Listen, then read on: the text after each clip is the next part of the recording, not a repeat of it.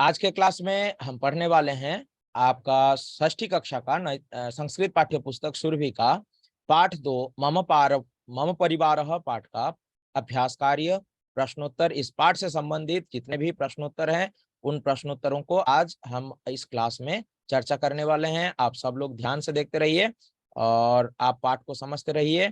सबसे पहले question number 1 है। क्वेश्चन नंबर 1 में कह रहा है कि पाठम पठित्वा लिखन्तु आम अथवा न, अर्थात आपको इस पाठ को पढ़कर इन प्रश्नों के उत्तर आम अथवा न में उत्तर देना है। आम का अर्थ होता है यस और न का अर्थ होता है न। ओके, तो पहला प्रश्न है किम मम विद्यालयः सुंदरः अस्ति, क्या मेरा विद्यालय सुंदर है? तो इस प्रश्न का उत्तर होगा आम, यस। ओके, नेक्स्ट प्रश्न है किम मम विद्यालयः विशालः अपि अस्ति, क्या मेरा विद्यालय विशाल भी है? तो हाँ, हमने पाठ में पढ़ा था कल कि हमारा विद्यालय विशाल है, तो इसलिए इस प्रश्न का उत्तर लिखना है आम अर्थात यस। नेक्स्ट प्रश्न संख्या 3 किम अहम प्रतिदिनम विद्यालयम गच्छामि, क्या मैं प्रतिदिन विद्यालय जाता हूँ या जाती हूँ? तो इस प्रश्न का उत्तर होगा आम अर्थात यस, हाँ मैं प्रतिदिन विद्यालय जाता हूँ या जाती हूँ। नेक्स्ट क्वेश्चन नंबर 4 किम अहम गीतानि लिखामि, क्या मैं गीत लिखता हूँ या लिखती हूँ? इस प्रश्न का उत्तर होगा न, नहीं मैं गीत नहीं लिखता हूँ या नहीं लिखती हूँ। ओके, नेक्स्ट क्वेश्चन नंबर 5 किम अहम मित्रैः सह क्रीडामि, क्या मैं अपने मित्रों के साथ खेलता हूँ या मैं मित्रों के साथ खेलती हूँ? तो इस प्रश्न का उत्तर होगा आम अर्थात यस। ओके, नेक्स्ट किम अस्माकम अध्यापकाः स्नेहेन पाठयन्ति, क्या हमारे अध्यापक गण स्नेह से पढ़ाते हैं? तो इस प्रश्न का उत्तर होगा आम अर्थात यस, हमारे अध्यापक और अध्यापिकागण स्नेह से प्यार से हमें पढ़ाते हैं। तो इस प्रश्न का उत्तर होगा आम। ओके, अब हम चलेंगे क्वेश्चन नंबर 2 में।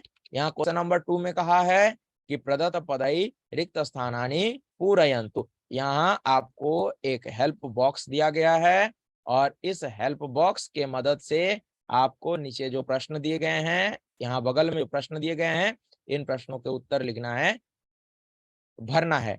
जो खाली स्थान दिया गया उस खाली स्थान को भरना है।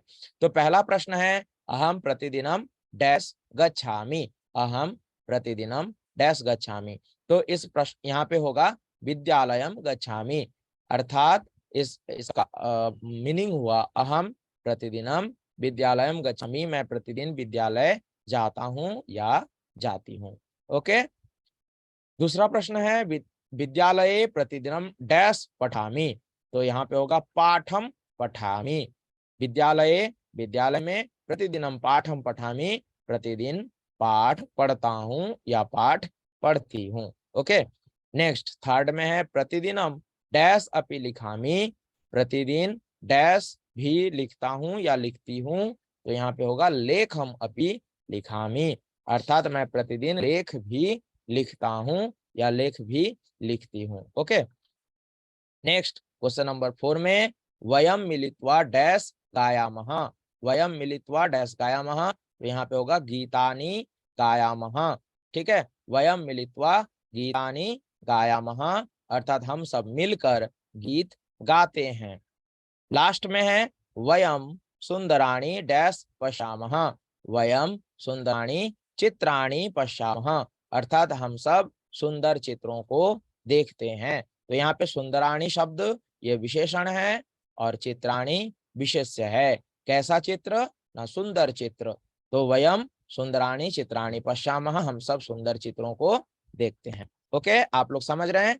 नेक्स्ट क्वेश्चन नंबर 3 में चलेंगे। क्वेश्चन नंबर 3 में कहा है उचित पर्याय पदम चित्वा लिखन्तु, अर्थात उचित पर्याय पद को चुनकर लिखना है। तो ये पर्याय पद हमें दिए कहाँ गए हैं ना, बगल में एक हेल्प बॉक्स है, इस हेल्प बॉक्स के अंदर जो पद दिए गए हैं वो पर्याय पद हैं और वहां से हमें पर्याय पद को चुनकर लिखना है। ये रहे आपके यहाँ बगल में हेल्प बॉक्स। ठीक है, ये हेल्प बॉक्स है और इस हेल्प बॉक्स में से हमें पदों को चुन करके यहाँ बगल में भरना है। ठीक है, तो पहला क्या हुआ, क्या दिया है विद्यालयः।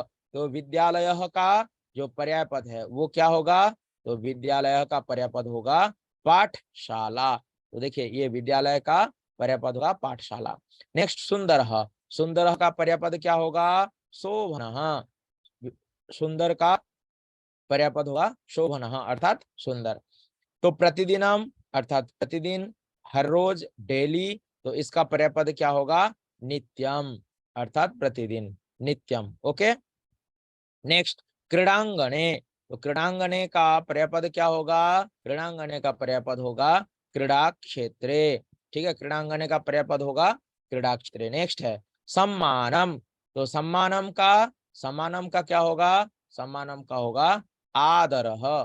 ठीक है, सम्मानम का होगा आदरः। ओके, तो ये रहे हमारे पर्याय पद और ये हेल्प बॉक्स में से हमने इसे चुनकर यहाँ लिखा है। मैं एक बार फिर से समझा देता हूँ। विद्यालय का पर्याय पद होगा पाठशाला, सुंदर का पर्याय पद होगा शोभनः, प्रतिदिनम का पर्याय पद होगा नित्यम, क्रीड़ांगने का पर्याय पद होगा क्रीड़ा क्षेत्रे, सम्मानम का पर्याय पद होगा आदरः। ओके, अब हम लोग आगे बढ़ेंगे और आगे दिया गया है पाठम पठित्वा एतेषां प्रश्नानां उत्तराणि एक पदेन वदन्तु लिखन्तु च। पाठ को पढ़कर इन सभी प्रश्नों के उत्तर एक पद में बोलिए और लिखिए। तो पहला प्रश्न क्या है? एषः कः अस्ति? यह क्या है? तो इस प्रश्न का उत्तर होगा एषः विद्यालयः। तो पहला प्रश्न का उत्तर हमें क्या लिखना होगा? विद्यालयः। ठीक है, एषः कः अस्ति? तो विद्यालयः अस्ति। तो पहला प्रश्न का उत्तर होगा विद्यालयः। नेक्स्ट प्रश्न है विद्यालये कानि सुंदराणि सन्ति? तो इस प्रश्न का उत्तर होगा चित्राणि, अर्थात विद्यालय में चित्र सुंदर हैं। ठीक है, विद्यालय में क्या सुंदर हैं? चित्र सुंदर हैं, चित्राणि। नेक्स्ट प्रश्न है विद्यालय हम कई सह क्रीडामि? तो यहाँ पे उत्तर लिखेंगे हम मित्रैषः क्रीडामि। तो मित्रैहि अर्थात मित्रों के साथ, दोस्तों के साथ खेलता हूँ। नेक्स्ट प्रश्न है वयम कुत्र क्रीडामः धावामः च? तो इस प्रश्न का उत्तर होगा क्रीडांगने, अर्थात हम सब कहाँ खेलते और दौड़ते हैं? तो इस प्रश्न का उत्तर होगा क्रीडांगने, अर्थात क्रीड़ा के मैदान में, खेल के मैदान में हम लोग खेलते हैं या हम सब दौड़ते हैं। ओके, नेक्स्ट प्रश्न है वयम केषां सम्मानम कुर्मः? तो इस प्रश्न का उत्तर होगा अध्यापकानां सम्मानम कुर्मः, अर्थात अध्यापकों का सम्मान करते हैं। वयम केषां सम्मानम कुर्मः? तो अध्यापकानां सम्मानम कुर्मः, अर्थात अध्यापकों का सम्मान करते हैं, अपने शिक्षकों का सम्मान करते हैं। ओके, नेक्स्ट क्वेश्चन नंबर 4 है क्वेश्चन नंबर 5। क्वेश्चन नंबर 5 में हम लोग चलेंगे और यहाँ क्वेश्चन नंबर 5 में कह रहा है एतेषां प्रश्नानां उत्तराणि पूर्ण वाक्येन वदन्तु लिखन्तु च। यहाँ पे जो प्रश्न दिए गए हैं इनके उत्तर पूर्ण वाक्य में आपको बोलना है और साथ में लिखना भी है। कः विशालः अस्ति? तो इस प्रश्न का उत्तर होगा विद्यालयः विशालः अस्ति, अर्थात जो हमारा विद्यालय है वो विद्यालय विशाल है, अर्थात बहुत बड़ा है। विद्यालयः विशालः अस्ति। हो गया? आप लोग लिख रहे हैं? तो विद्यालयः विशालः अस्ति, अर्थात विद्यालय बहुत बड़ा है। नेक्स्ट विद्यालये अनेकानि कानि सन्ति? तो इस प्रश्न का उत्तर होगा विद्यालये अनेकानि चित्राणि सन्ति, विद्यालय में अनेक चित्र हैं। ठीक है, विद्यालये अनेकानि कानि सन्ति? तो विद्यालये अनेकानि चित्राणि सन्ति, विद्यालय में अनेक चित्र हैं। ठीक है, नेक्स्ट के स्नेहेन पाठयन्ति? तो यहाँ पे इस प्रश्न का उत्तर होगा अध्यापकाः अध्यापिकाः च स्नेहेन पाठयन्ति, अर्थात हमारे जो अध्यापक हैं और अध्यापिकाएं हैं स्नेह से, प्यार से पढ़ाते हैं। के स्नेहेन पाठयन्ति? तो अध्यापकाः अध्यापिकाः च स्नेहेन पाठयन्ति, अर्थात अध्यापक और अध्यापिकाएं स्नेह से पढ़ाते हैं। कस्य अनेकानि मित्राणि सन्ति? किसके अनेक मित्र हैं? तो यहाँ पे होगा मम अनेकानि मित्राणि सन्ति, अर्थात मेरे अनेक मित्र हैं। मम अनेकानि मित्राणि सन्ति, मेरे अनेक मित्र हैं। ठीक है, नेक्स्ट वयम मिलित्वा किम कुर्मः? तो इस प्रश्न का उत्तर होगा वयम मिलित्वा गृह कार्यम कुर्मः। वयम मिलित्वा गृह कार्यम कुर्मः, अर्थात हम सब मिलकर गृह कार्य करते हैं। वयम मिलित्वा गृह कार्यम कुर्मः, हम सब मिलकर गृह कार्य करते हैं। ओके, हो गए, लिख लिया आप लोग। अब हम लोग बढ़ते हैं क्वेश्चन नंबर 6 में। क्वेश्चन नंबर 6 में दिया गया है उचितम वाक्यम चित्वा चित्राणाम समक्षम लिखन्तु। यहाँ पे जो चित्र दिए गए हैं, इन चित्रों के सामने उचित पद को लिखना है। सबसे पहले देखिए, एक बालक है और जो नमस्कार कर रहा है, इसलिए यहाँ पे हम लिखेंगे बालः नमति, अर्थात बालक नमस्कार करता है। ओके, नेक्स्ट, उसके ठीक बगल में एक लड़का चल रहा है, तो हम इसे बोलेंगे बालः चलति, अर्थात बालक चलता है। ठीक है, बालक बालः चलति या बालकः चलति, आप दोनों लिख सकते हैं। बालकः चलति भी सही है, बालः चलति भी सही होता है, आप लिख सकते हैं। नेक्स्ट, यहाँ पे एक बालक लिख रहा है। अब देखिए इस चित्र में एक लड़का बैठकर यहाँ लिख रहा है, तो इसलिए हम यहाँ पे क्या बोलेंगे, बालः लिखति, अर्थात बालक लिखता है। बालः लिखति, बालक लिखता है। ठीक है, नेक्स्ट, यहाँ पे एक बालक पढ़ रहा है, तो हम क्या बोलेंगे, बालः पठति, अर्थात लड़का पढ़ता है। बालः पठति, लड़का पढ़ता है। हो गया कंप्लीट। नेक्स्ट, अब हम लोग आगे बढ़ेंगे क्वेश्चन नंबर। अब यहाँ पे देखिए व्याकरण का भाग आ गया है।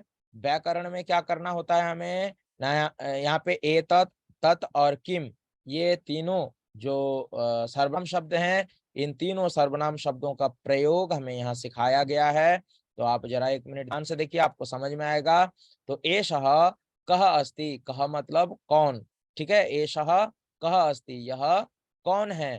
तो एषः मम विद्यालयः अस्ति, यह मेरा विद्यालय है।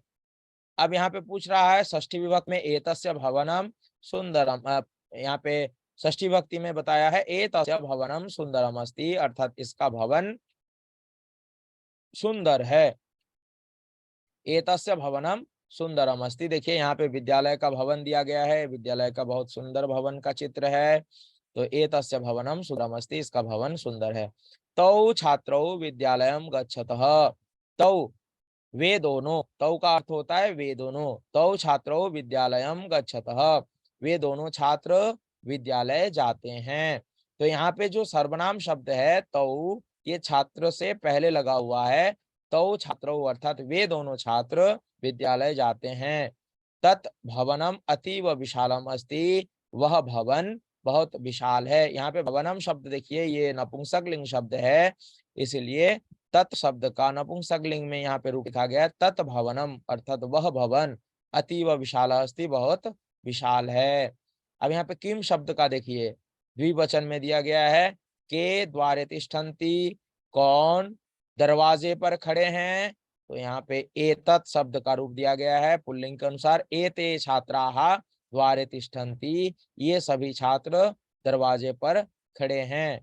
और यहाँ पे देखिए पुल्लिंग शब्द का बहुवचन, तत् शब्द का ते सर्वे कक्षासु गच्छन्ति, वे सभी अपने अपने कक्षा में जाते हैं। तो यहाँ पे आगे देखिए, यहाँ पे कह रहा है उपरिहितेषु वाक्येषु रेखांकितानि कः एषः एतस्य त्वौ तौ तत् इति पदानि सर्वनाम पदानि सन्ति, अर्थात ऊपर जो अंडरलाइन किए गए कः एषः एतस्य तौ एतत्, ये सभी पद सर्वनाम पद हैं।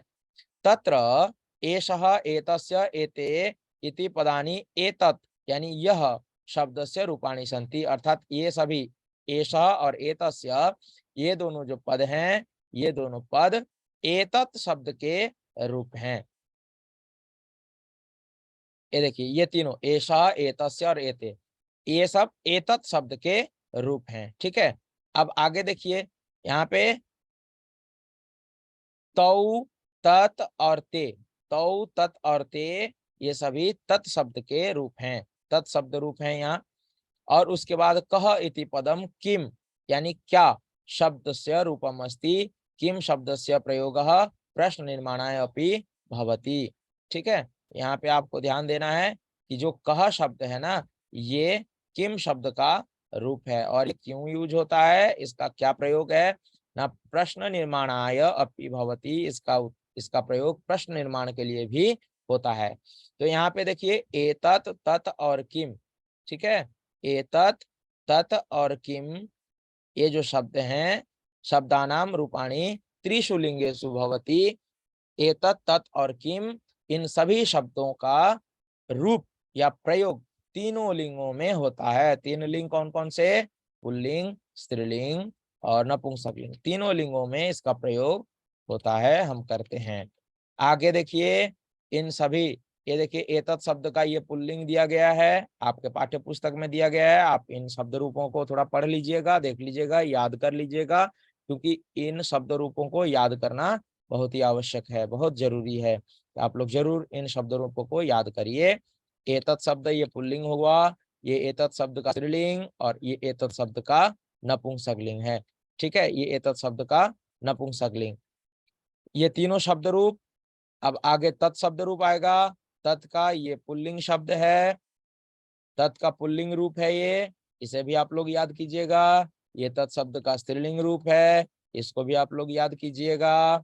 और इसके नीचे तत् शब्द का नपुंसकलिंग दिया गया है ये, तो ये तीनों तत् शब्द का पुल्लिंग, स्त्रीलिंग, नपुंसकलिंग, ये भी बहुत जरूरी है, इसे याद करना होगा। और किम शब्द का पुल्लिंग हुआ ये, और किम शब्द का स्त्रीलिंग शब्द, और किम शब्द का नपुंसकलिंग, ये तीनों शब्द रूप अर्थात एतत् तत् और किम, तीनों का पुल्लिंग, स्त्रीलिंग और नपुंसकलिंग याद करना बहुत जरूरी है। ठीक है, अब यहाँ पे कुछ प्रश्न निर्माण के लिए दिए गए हैं, इनका प्रयोग प्रश्न निर्माण के लिए हम यूज करते हैं। जैसे कदा, कदा का अर्थ होता है कब, देखिए कदा, कदा का अर्थ होता है कब। कुत्र, कुत्र का अर्थ होता है कहाँ। कथम का अर्थ होता है कैसे या किस प्रकार। किमर्थम का अर्थ इसका अर्थ है किस लिए। कुतः कहाँ से, और कति का अर्थ होता है कितने। ठीक है, तो ये सभी प्रश्न निर्माण के लिए हम इन शब्दों को प्रयोग करते हैं, और साथ ही किम शब्द रूप को भी हम यूज करते हैं। ठीक है, अब हम लोग आगे चलेंगे, आगे बढ़ेंगे। अब आगे थोड़े से प्रश्न हैं, इन प्रश्नों को हम लोग सॉल्व करेंगे। सह, स का अर्थ यहाँ पे वह, यहाँ पे क्या इंस्ट्रक्शन दिया गया जरा ध्यान से देखिए। ध्यान न पश्यंतु पठंतु अवगच्छन्तु लिखंतु, अब यहाँ पे पढ़ लीजिए और पढ़ के इन्हें लिख लीजिए। तो यहाँ पे हमने इसका अर्थ लिख रखा है, आप लोग देख लीजिए। सह का अर्थ होता है वह, तौ का अर्थ होता है वे दोनों, और ते का अर्थ होता है वे सब। ओके, अब उसी प्रकार से देखिए सा का अर्थ होता है वह, ते का अर्थ होता है वे दोनों, और तह का अर्थ होता है वे सब। उसी प्रकार से कह, कह का अर्थ होता है कौन, कौ का अर्थ होता है कौन दोनों, और के का अर्थ होता है कौन सब। ठीक है, अब यहाँ पे स्त्रीलिंग में आया देखिए का अर्थ होता है कौन, वही किम शब्द का अर्थ होता है कौन, के का अर्थ होता है कौन दोनों, और कह का अर्थ होता है कौन सब। अब यहाँ पे एषः अर्थात यह पुल्लिंग में, एतौ ये दोनों पुल्लिंग में, और एते ये सब पुल्लिंग में। अब स्त्रीलिंग में क्या होगा, एषा अर्थात यह, एते ये दोनों, और एताः ये सब, ये हुआ स्त्रीलिंग में। ठीक है, अब इसका प्रयोग देखिए इस प्रकार से करना है। अब यहाँ पे प्रयोग के लिए दिया गया है, जैसे एषः बालकः, एषः कः तो एषः बालकः, एतौ कौ तो एतौ बालकौ, एते के तो एते बालकाः। ये किस कौन से लिंग में, पुल्लिंग में। स्त्रीलिंग में क्या बोलेंगे, एषा का तो एषा बालिका, एते के एते बालिके, और एताः यानी ये सब कौन है, तो एताः बालिकाः, ये सभी बालिकाएं हैं। अब नपुंसकलिंग में देखिए एतत् किम, यह क्या है, तो एतत् पुस्तकम, यह पुस्तक है। एते के, ये सब क्या है, तो एते पुस्तके, ये दोनों पुस्तक है। एतानि कानि, ये सब क्या है, तो एतानि पुस्तकानि, अर्थात ये सभी पुस्तक हैं। अब उसी प्रकार से देखिए पुल्लिंग में सह छात्रः, वह छात्र, तौ छात्रौ वे दोनों छात्र, और ते छात्राः अर्थात वे सभी छात्र। स्त्रीलिंग में देखिए सा छात्रा तो वह छात्रा स्त्रीलिंग में, ते छात्रे वे दोनों छात्राएं, और ताः छात्रा वे सभी छात्राएं। नपुंसकलिंग में तो फलम वह फल, ते फले वे दोनों फल, और तानी फलानी ये सभी फलाने। तो ये पेज नंबर 22 में दिया गया है। ठीक है, तो मुझे उम्मीद है आप लोगों ने सभी प्रश्नोत्तरों को बहुत अच्छे से समझा है। यदि कहीं पे कोई डाउट है तो आप फिर से इस प्रश्न के उत्तरों को एक बार देख लीजिएगा, और फिर भी यदि आपको नहीं समझ में आता है तो आप लोग कहिएगा, तो इस पाठ के ऊपर हम दूसरा वीडियो या दूसरा क्लास फिर से लेंगे। ठीक है, तो आज के लिए आज के क्लास में इतना ही। आप सबका बहुत बहुत धन्यवाद।